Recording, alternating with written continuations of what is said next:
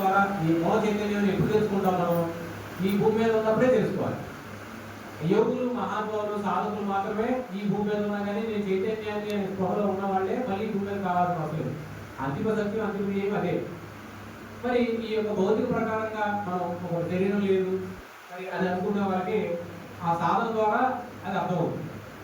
మరి నేను అడిగేది ఏంటంటే, మరి ప్రతిసారి వెళ్ళిపోయారు కదా అని చెప్పేసి చాలా మంది అడుగుతారు. అడిగితే మరి ఆయన చైతన్యం అనేది వివేకం ఎంతో మంది, ఆ యొక్క అనుభవాలు ఎంతో మంది ఆయన పంచుకున్నారు.